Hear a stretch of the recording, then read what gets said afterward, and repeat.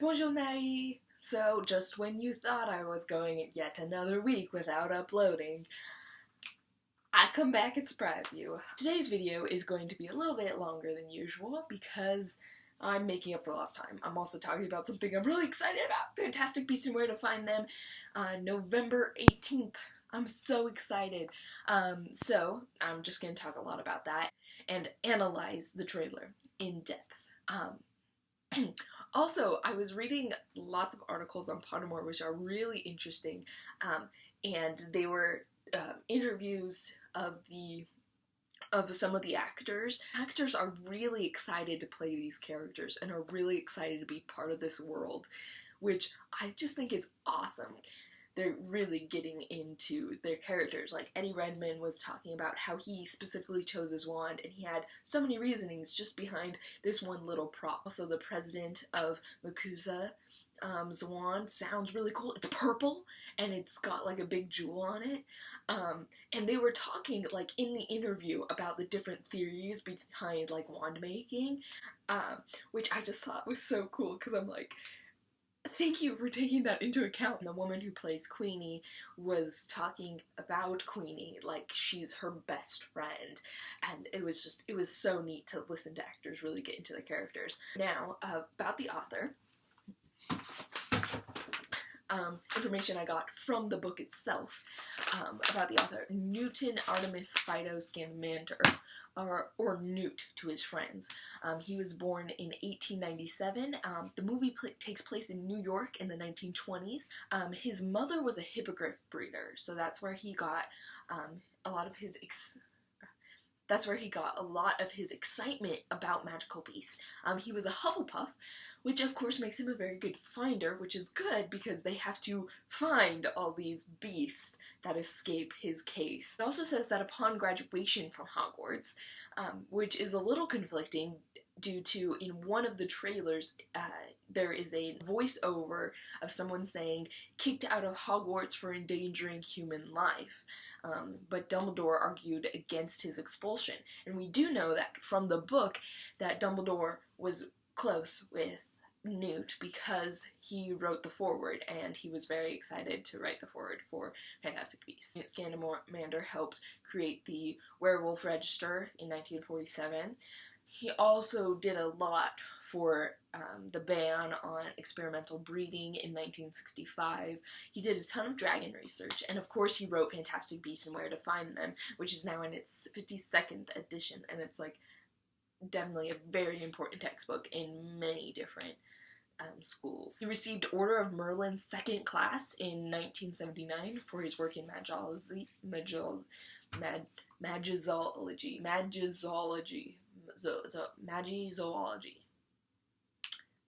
Magic zoology, essentially.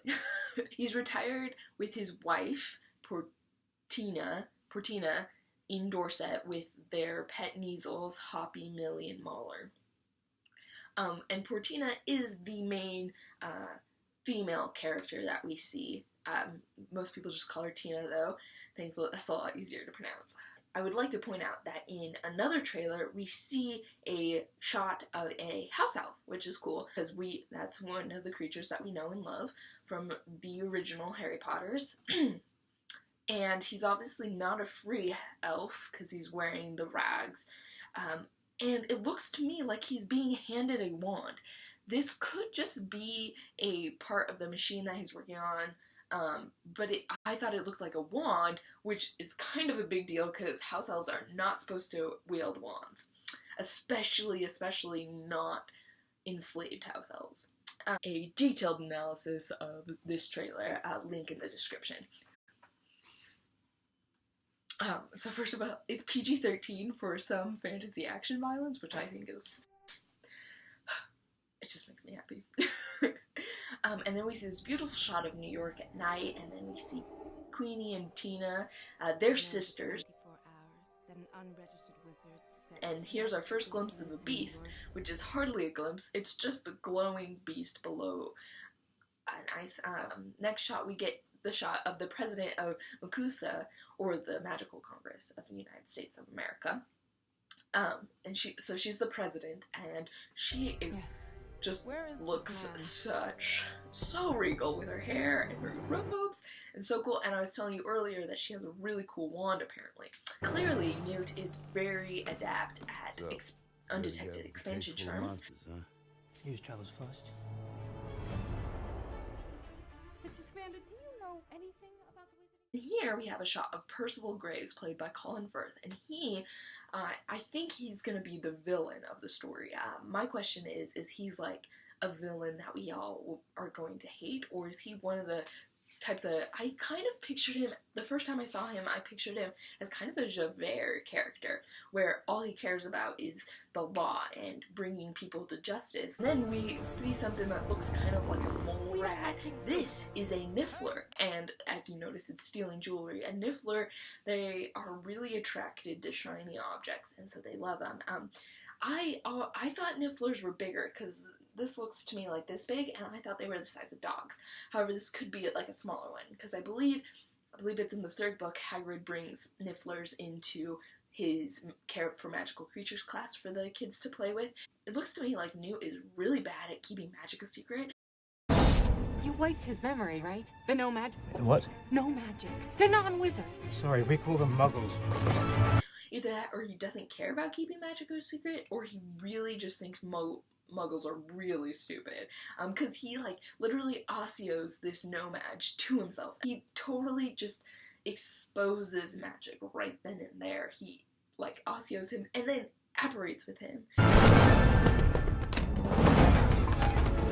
Okay, so those pixie-like things fluttering about, I believe those are Billywigs. We're looking at what is inside the case, I believe. However, I'm wondering if it is an expansion charm, or if it's not some other type of spell. In this other book I read, Fablehaven, they have this knapsack, which if you go into the knapsack, there's like an entire room in there that they can keep in. However, to them, it wasn't an expansion charm. It was, the knapsack was like a portal to a separate like dimension where the room existed, because at one point the bag is burned. However, the room still exists, and the room, because there were people in the room when the bag was disintegrated. And later they get this transportation device, and so they transport into the room, and they save their friends who are in there.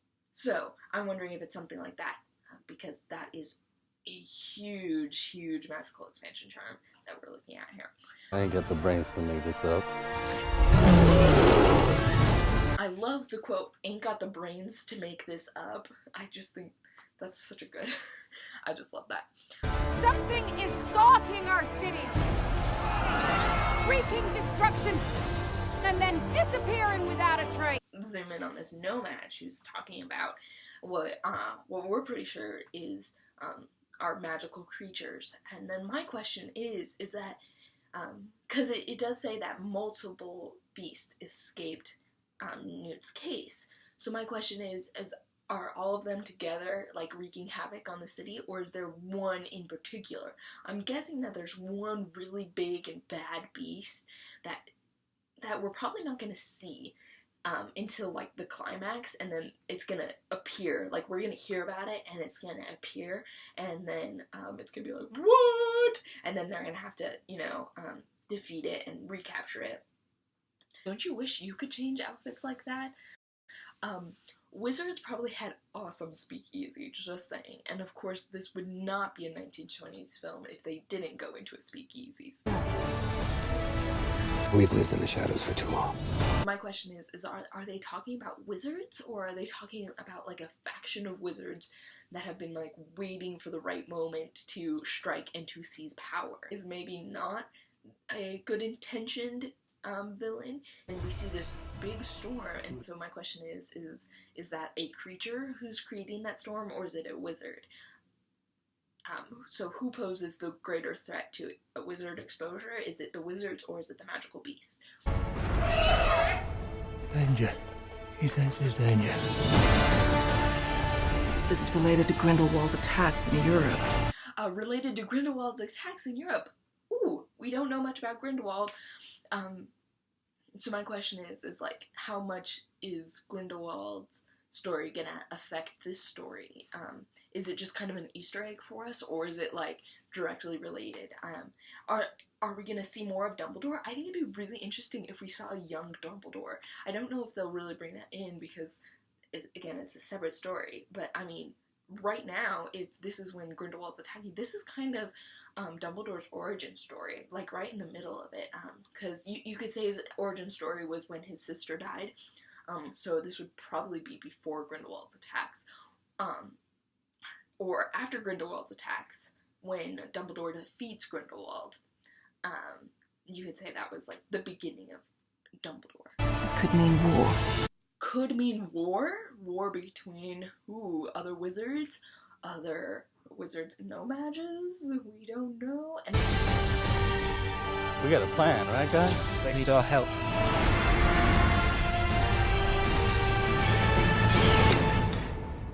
Was that everything that came out of the case? And with these stairs, is he like messing up these stairs, or is he fixing like a block of a street that was destroyed by a creature so that the no mages don't know what happened?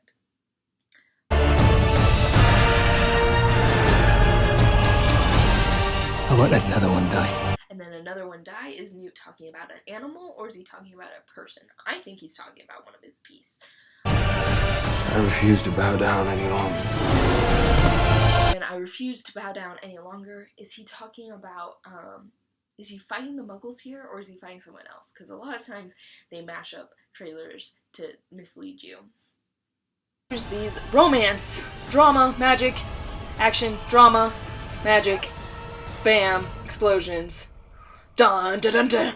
Oh, what is that? Magic! What? What? Big explosion, apparition. Dun dun dun dun dun! Title. Subtitle. Beautiful. November. All in all, it looks like a pretty awesome movie. I'm excited. Are you excited? I'm excited. Alright, that's all I have today of Our Sister.